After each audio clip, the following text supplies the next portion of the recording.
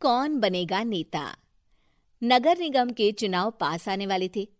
पूरे कानपुर शहर में टिकट को लेकर मारामारी शुरू थी, लेकिन सबसे ज्यादा चर्चा में वार्ड नंबर 40 की सीट थी।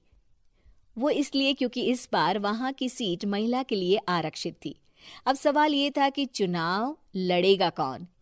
इससे पहले ठाकुर साहब वहां से पार्षद थे और इस बार उन्होंने अपनी पत्नी सीमा ठाकुर को टिकट दिलवाई और ठाकुर साहब की शान के कारण सीमा जी ने 20,000 वोटों से चुनाव जीत लिया। अरे बधाई हो सीमा भाभी, अब तो आप वार्ड की पार्षद बन गई हैं। अब तो हमारे काम आप ही करवाएंगी। अरे ये तो सिर्फ नाम की पार्षद बनी है, वो तो महिला सीट आ गई, वरना पार्षद तो मुझे ही बनना था। अब भले ही चेहरा इसका होगा, लेकिन पावर तो मेरी ही होगी। अरे वाह भाई साहब, क्या दिमाग लगाया है आपने भी। आइए आप लोग, खाना लगा दिया है सबके लिए। सीमा जी पार्षद बन चुकी थीं, फिर भी उनकी एक ना चलती। सारे काम ठाकुर साहब खुद ही संभाल लेते और जहां जरूरत पड़ती वहां सीमा जी का अंगूठा लगवा लेते। सीमा जी ज्यादा पढ़ी लिखी भी नहीं थी। एक दिन ठाकुर साहब और सीमा एक प्रोग्राम में जाते हैं। अरे ठाकुर साहब, आप आ गए। ओहो, पार्षद मैडम भी आ गई हैं। स्वागत है आप दोनों का। लगता है हमारे पार्षद फंड का सही इस्तेमाल हो रहा है। चलिए अब उद्घाटन करते हैं। ये लीजिए ठाकुर साहब कैची, आप ही सबसे पहले प्रवेश कीजिए। सब लोग आगे निकल जाते हैं और सीमा जी पार्षद होने के बावजूद भी पीछे खड़ी रह जाती हैं। वो देखती हैं कि वेलकम बोर्ड पर उनका नाम है, लेकिन महिला होने के कारण कोई उनका सम्मान नहीं कर रहा। अगले दिन एक आदमी उनके घर आता है। अरे ठाकुर साहब नमस्कार। कल ना हम नोटिस किए कि हमारा घर तो अवैध है और नगर निगम वाले उसे तोड़ने आ रहे हैं। अरे कुछ कीजिए ना ठाकुर साहब। देखो भाई, मैं तो ज्यादा कुछ कर नहीं सकता, पर अगर तुम सबकी जेब गर्म कर दो तो कुछ हो सकता है। कुल मिलाकर 4 लाख लगेंगे। अरे 4 लाख ठाकुर साहब? अरे भाई, मैं अपने लिए नहीं मांग रहा हूँ। दरोगा है, इंजीनियर बाबू है, बड़े साहब है, सबको देना पड़ता है ना थोड़ा थोड़ा। बोलो है मंजूर? तभी वहां अचानक सीमा जी आ जाती हैं। अरे ये आप क्या कर रहे हैं?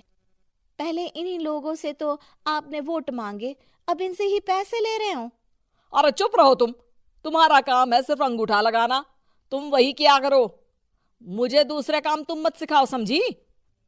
और तुम ना जाओ, अब पैसे लेकर आओ, वरना जेसीबी किसी भी वक्त आती होगी। सब कुछ ऐसे ही चलते रहता है। एक दिन सीमा जी और ठाकुर साहब को एक लोकल मीटिंग में बुलाया जाता है। वहां पर कई और अधिकारी लोग भी मौजूद रहते हैं। अब मैं चाहूंगा कि ठाकुर साहब हमारे बीच 2 शब्द कहें। मेरे प्यारे भाइयों और बहनों, आज मेरा सौभाग्य है कि मैं आप सबकी सेवा दिन रात कर पा रहा हूं। आपने मेरी पत्नी को भारी मतों से जिताया है, इसलिए मैं आप सभी का शुक्रगुजार हूं।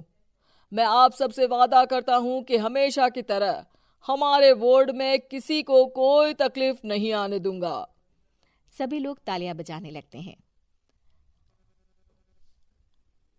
अब मैं माननीय पार्षद मैडम को स्टेज पे बुलाना चाहूंगा। अपने नाम को बुलाया सुनकर सीमा जी एकदम चौंक जाती है। उन्हें बिल्कुल उम्मीद नहीं थी कि इतनी बड़ी जगह उन्हें मंच पर बुलाया जाएगा। जैसे तैसे वो मंच पर चढ़ती हैं। ऊपर जाते ही सीमा जी को सारी पुरानी बातें याद आ जाती हैं कि किस तरह उनके पति उन्हें कभी भी आगे बढ़ने नहीं देते और उनके नाम से गलत काम करते हैं। वो बोलने लगती हैं। मैं आपके वार्ड की पार्षद सीमा हूं। आप में से बहुत कम लोग ही मुझे जानते होंगे, क्योंकि इससे पहले मुझे कभी ऐसा मौका ही नहीं मिला।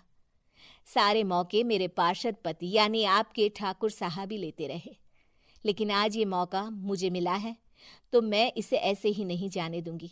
मैं आपको ये बताना चाहती हूँ कि आपके ठाकुर साहब मेरे नाम की आड़ में गैर कानूनी काम करते हैं, जिस पर अंगूठों के निशान मेरे होते थे। इसीलिए मैं अपनी गलती मानती हूँ और आज अपने पद से इस्तीफा देती हूँ, ताकि आगे से कोई गलत काम ना हो पाए। अब फैसला आप सबके हाथ में है कि आप हमें क्या सजा देना चाहते हैं। सीमा जी की बातें सुनकर ठाकुर साहब के चेहरे का रंग उड़ जाता है और वो शर्म से मुंह नीचा करके वहां से चले जाते हैं और पद से इस्तीफा देकर ही सही सीमा जी अपने आप में आत्मविश्वास महसूस करती हैं।